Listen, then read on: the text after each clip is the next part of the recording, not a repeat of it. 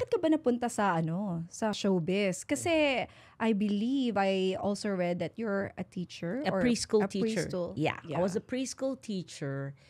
And then, actually, they were getting me long time ago. But I said no nung high school pa lang ako. As in, I'm sorry, pero ganito yung attitude ko. Alam mo naman yung mga high school, di ba, na parang pagka all-girls school, maarte kayo.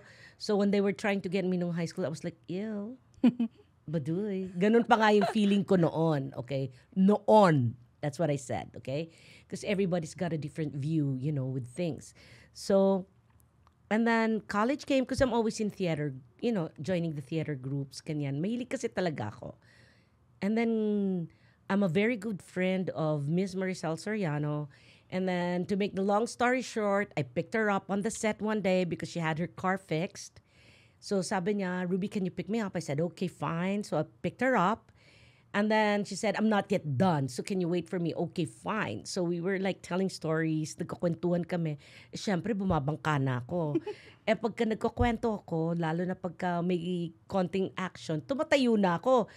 And then apparently, I never noticed, tumigil na pala yung shooting for about 2 hours. Because they were all just watching. And then, pag nakakarinig kasi ako na, syempre, tatawanan yung immediate audience mo, yung karap mo. Tapos malalakas yung tawa. Wala talaga ako nakikita. Lalo akong na-fuel up. And that's where I got discovered. The director said, I want to use her in the next movie. Ganun lang. Ganun lang talaga. Ganun lang talaga.